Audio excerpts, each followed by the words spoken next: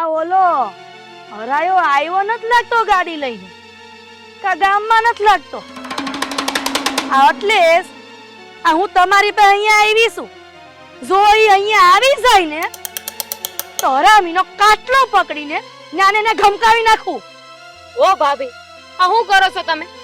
અત્યારે ક્યાંય નમાલાનું નામ લીધું અને માંડ એનો ત્રાસ ઓછો થયો તો ક્યાં તમે એને યાદ કર્યો?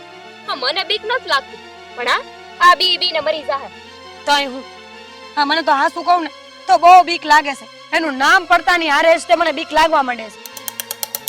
મને એ નથી ખબર પડતી કે એ મને બેન સમજે છે કે દુશ્મન. એને હિરલથી વાંધો, આ તમારાથી વાંધો, અને કોણ જાણે કદાચ મારાથી વાંધો જ હશે.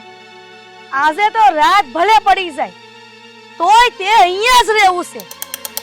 એ હરામી અહીંયા આવ્યો ને તો આવતા ભેગો ને લમધારી નાખવો છે. હસી વાત છે તમારી ભાભી. આજે આપણે ત્રણે છે ને ભેગા મળીને એને એવો આંટીમાં લેવાનો છે, એવો આંટીમાં લેવાનો છે ને કે આ ગામની કોઈ છોકરીનું નામ લઈને એની પહેલા તો એને એની નાની યાદ આવી જોઈ.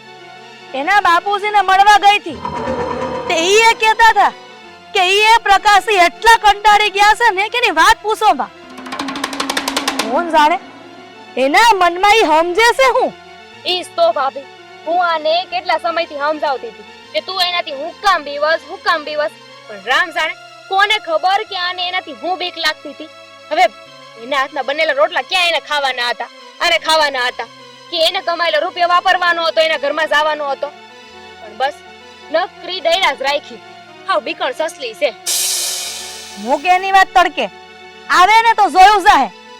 પણ તમે બે બેનપણીઓ હાલો ઓવડીમાં અને રાતે પાણી તો પીવો. ક્યાં ને મંડાણી તો અહીંયા